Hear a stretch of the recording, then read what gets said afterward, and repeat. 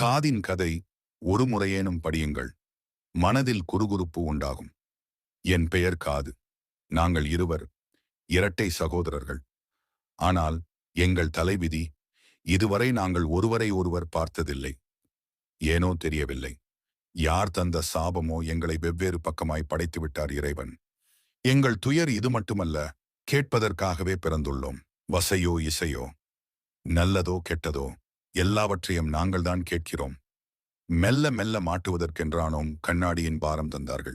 அதன் கம்பியை எங்களுக்கு மாட்டிவிட்டார்கள். வலியை பொறுத்தோம். ஏன் நண்பரே, கண்ணாடி கண்களுக்கு பின் எங்களுக்கு ஏன் அதன் சுமை தாங்கும் தண்டனை? நாங்கள் பேசுவதில்லை. ஆனால் என்ன, கேட்கின்றோமே. எவ்விடத்திலும் பேசுபவர்களுக்கே ஏன் முதன்மை?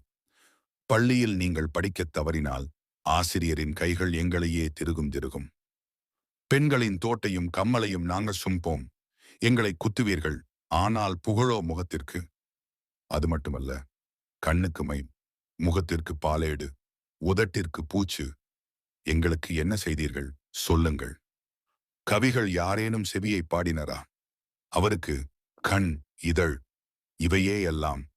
மனிதனை படைக்கும் போது கடவுள் மீது இருந்த பாகத்தை என்ன செய்வதென்றறியாமல் இறைவன் இருபக்கமும் எங்களை ஒட்டிவிட்டார் போல. இது மட்டுமா? நாவிதரும் முடித்திருத்தும் போது எங்களையும் விட்டதில்லை. டெட்டால் போட்டு மறைத்து விடுகிறார். யாரிடம் சொல்லி முறையிடுவேன்? என் மனவேதனை கொஞ்சம் குறைய கண்ணிடம் சொன்னால் அழுது விடுகிறது. மூக்கிடம் சொன்னால் ஒழுகுகிறது. வாயிடம் சொன்னால் விக்கி விக்கி கலங்குகிறது. வாத்தியாருக்கு தர்பை, துணிக்கடைக்காரருக்கு பென்சில், மேஸ்திரிக்கு பீடி, மொபைல் பேசுபவருக்கு செவிப்பொறி. பாதுகாப்பதெல்லாம் நாங்களே. சமீப காலத்தில் மாஸ்கை தாங்குவதும் நாங்களே. எல்லாவற்றையும் மாட்ட எங்களை மாட்டிவிட்டீர்கள். இன்னும் நீங்கள் மாட்ட இரட்டையர் நாங்கள். என்றும் இருப்போம்.